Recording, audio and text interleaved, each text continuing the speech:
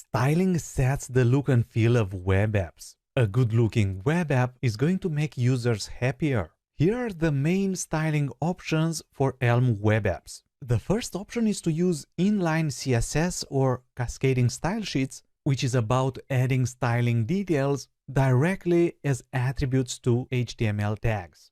This option is very useful for development purposes. However, it's generally considered a bad practice since it creates tight coupling between styling and the rest of the web app. The second option is to use separate CSS files with styling details. This is a much better option since designers can work on the styling of a web app without modifying Elm code. Therefore, this option is considered best practice. The third option is to use an external framework, since styling rarely starts from scratch. Bootstrap is a very popular framework for styling and it offers many predefined good-looking styles. The Elm CSS package allows writing CSS as Elm functions. This option has the advantage that the Elm compiler prevents various errors, however, there is a learning curve for using a separate Elm package. Finally, the Style Elements package brings a different way of styling Elm web apps, which is different from traditional CSS.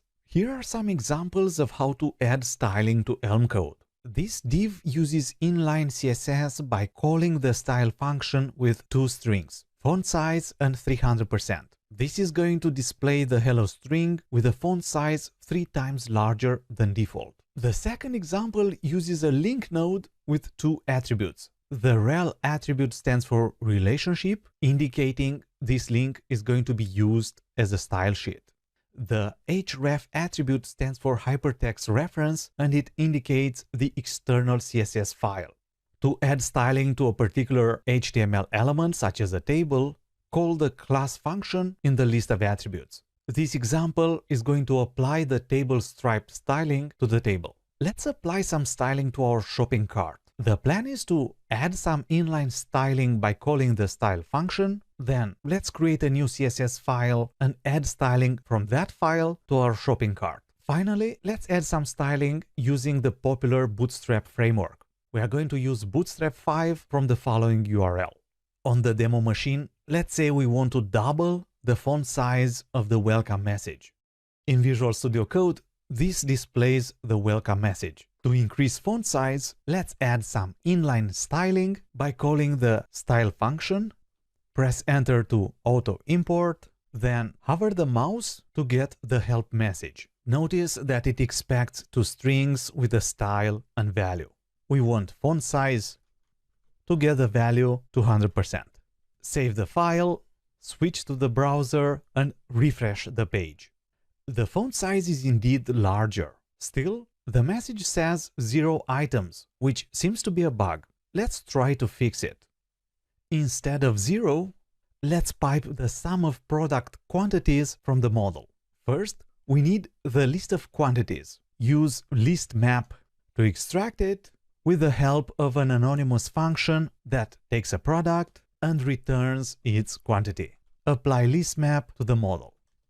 Pipe the list of quantities to list sum, which returns the sum of quantities, which then goes to the greeting, then to the text function. Save the file and refresh the page. The fix works well and the right number of items is displayed. Next, let's create a new CSS file and apply styling from it. Right-click the source folder, new file, and call it main.css. Add a dot and create the special notice class, which only changes the background color to orange. Save the file and let's try to use this CSS class as an external file in our web app. To apply styling from the external CSS file, we need to link to it. Add a new node to the outer div by calling node, auto import it, then the list of attributes. Attribute, relationship, style sheet, then attribute href to the new main.css file. Also add an empty list of child nodes. Node also needs its type, which is link. Let's add the special notice styling to the div tag with a day promo message. In the div list of attributes, add a call to the class function, auto import with the special notice argument. Save the file and refresh the page.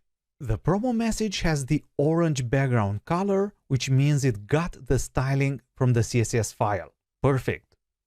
Finally, let's add styling using the Bootstrap framework.